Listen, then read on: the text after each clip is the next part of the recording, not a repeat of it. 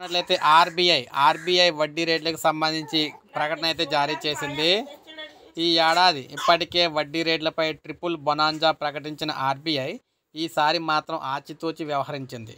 Trump టారిఫ్ల ప్రకటనలు, అంతర్జాతీయ పరిణామాల నేపథ్యంలో వడ్డీ రేట్లను యథాతథంగా 5.5% వద్దే ఉంచింది. ఈ మేరకు ద్రవ్య పరపతి విధాన సమీక్ష నిర్ణయాలను ఆర్బీఐ గవర్నర్ అయితే సంజయ్ మల్హోత్రా ప్రకటించారు.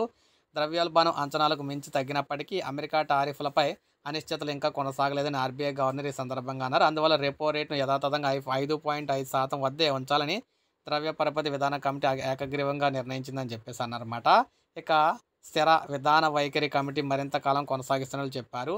ఈ ఏడాది ఫిబ్రవరి, ఏప్రిల్లో కీలక వడ్డీ రేట్లను 25 బేసిస్ పాయింట్ల మేర తగ్గించిన ఆర్బీఐ జూన్ సమీక్షలో ఏకంగా 50 బేసిస్ పాయింట్లు కోత పెట్టిన సంగతి తెలిసిందే. దీంతో ఈ ఏడాదిలో ఇప్పటివరకు రెపో రేటును 1% వరకు తగ్గించింది. ఇక ఆర్బీఐ గవర్నర్ ప్రసంగంలోని కీలక అంశాలు చూస్తే ఋతుపవనాలు సమృద్ధిగా కొనసాగుతున్నందున ఆర్థిక వ్యవస్థలో నూతన ఉత్సాహం రానుంది.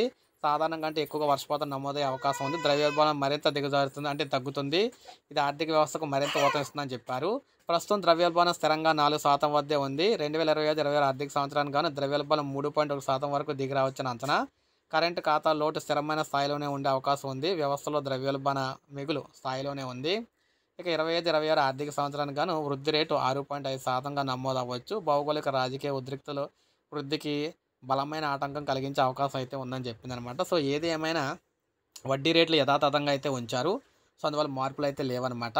సో ఇది అప్డేట్. ఒక లైక్ చేయండి, సబ్స్క్రైబ్ చేసుకోవద్దు, మన ఛానల్ సబ్స్క్రైబ్ చేసుకోండి.